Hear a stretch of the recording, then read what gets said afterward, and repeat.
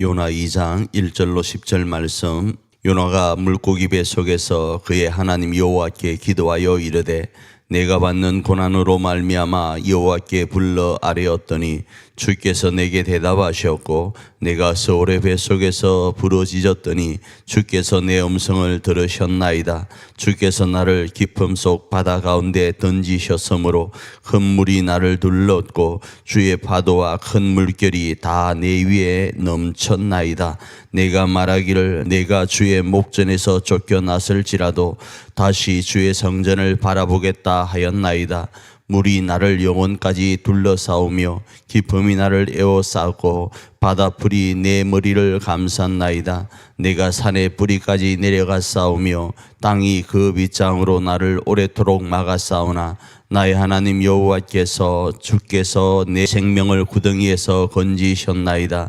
내 영혼이 내 속에서 피곤할 때에 내가 여호와를 생각하였더니 내 기도가 주께 이르러 싸우며 주의 성전에 미쳤나이다. 거짓되고 헛된 것을 숭상하는 모든 자는 자기에게 베푸신 은혜를 버려 싸우나 나는 감사하는 목소리로 주께 제사를 드리며 나의 서원을 주께 갚겠나이다. 구원은 여호와께 속하였나이다 하니라.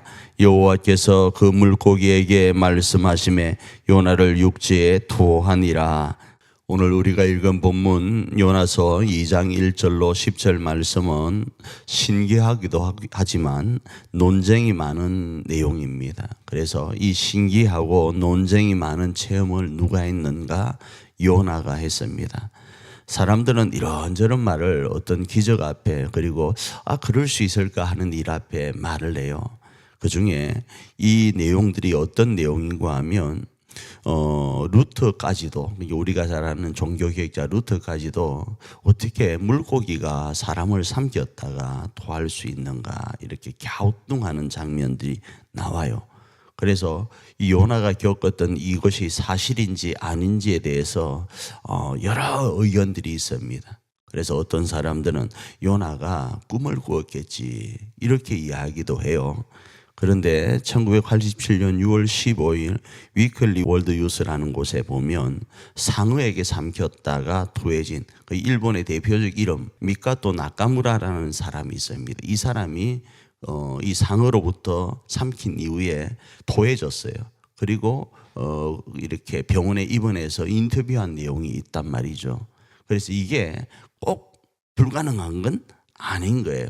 그럼에도 이건 신기한 논쟁거리예요. 그 속에서 이 요나는 어떤 경험을 했는가 하면 죽음의 순간을 경험했는데 그 죽음의 순간이 어느 정도인가 하면 산의 뿌리 밑으로까지 내려갔다. 이 표현도 참 겪어본 사람만이 이걸 하는 거예요. 특히 우리가 저 지방에 가면 어마어마하게 그 어떤 형용사를 쓰면서 아픔을 고백하는 사람들이 있잖아요. 그것처럼 산의 뿌리가 어느 정도일까요? 정말로 깊숙하게 내려갔다라는 이야기, 한 번도 듣지도 보지도 못한 일을 자신이 당했다는 이야기를 계속적으로 어떤 문장을 통하여 말을 하고 있습니다. 자, 이런 일련의 모습들은 바로 자신에게 주어진 어려움이 얼마나 극심했는지를 말하는 거예요. 이 모습이 오늘 우리의 삶에도 그대로 적용되어집니다. 우리가 살아가는 삶의 이 어려움이 경우에 따라 다르긴 해요. A라는 사람과 B라는 사람이 겪는 그 어려움은 비교할 수 없어요. 그런데 자기에게 당한 어려움은 누가 당하는 어려움보다 더 강합니다. 왜 그런가 하면 A라는 사람이 겪는 환경과 그분의 기질과 그들의 스타일이 다르고요. B라는 사람이 겪는 환경과 기질과 스타일이 다르기 때문에 B는 2로도 아파하지만 A는 1로도 아파할 수 있다 이겁니다. 그래서 내가 겪어봤는데 A, 네가 당하는 일은 나의 이에 비하면 아무것도 아니에요. 이렇게 말하기가 어려워요. 왜요? 그 사람의 환경과 여건과 기질이 다르거든요. 그래서 자신이 겪은 그 어려움은 가장 큰 어려움입니다. 그 어려움 가운데 있을 때 이 말씀을 기억하기를 원해요.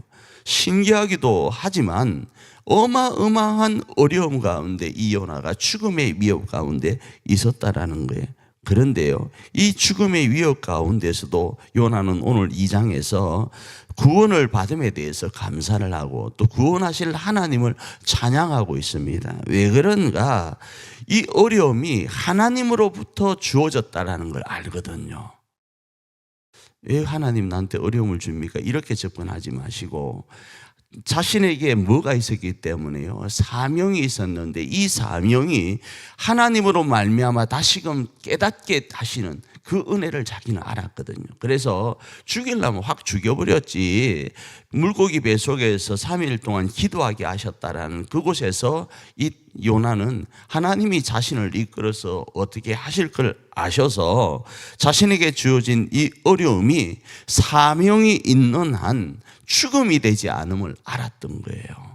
다시요, 사명이 있는 한 죽음이 되지 않는 것을 이 요나는 알고 여호와 하나님을 찾습니다. 어디에서요? 가장 깊은 절망과 고통 속에서 말이죠. 그래서 요나가 당한 고통, 우리는 물고기에게 잡힌 바 되지 않았으니까 우리는 이 정도 요나만큼은 되지 않았지라고 생각할 것이 아니라 요나는 그런 어려움을 당하였고 우리는 또 이런 어려움을 당합니다. 그 가장 깊은 어려움 가운데 있을 때 하나님이 나에게 사명이 있다고 하신다면, 하나님이 허락한 사명이 나에게 있다고 하신다면 그 어려움은 절대로 뭐가 되지 않는다? 죽음이 되지 않는 거예요. 이걸 부여잡고 하나님을 찾는 자는 다시 한번 기회가 우리에게 주어지고 그 기회를 통하여서 복음의 거룩한 통로로 쓰임을 받게 됩니다. 이 사실을 오늘 본문에서는 말씀하고 이 사실을 2024년 오늘을 살아가고 있는 우리에게 적용하라 말씀하시는 거예요. 그리고 그 일 가운데 다시 한번 기회가 주어졌을 때 요나처럼 우리가 3장부터 살펴볼 내용대로 그 사명을 감당하는 거예요. 이 사실을 기억하고 오늘 하루도 하나님, 나의 당하는 이 어려움이 끝이 아니라 반드시 회복케 하실 하나님을 오늘도 바라봅니다. 그리고 그 하나님으로 오늘도 승리하기를 원합니다. 우리를 인도하여 주시옵소서. 강력한 주의 능력, 여호와 하나님의 되심의 그 능력으로 우리를 이끌어 주시옵소서 하며 승리하는 저와 여러분 되기를 축복합니다.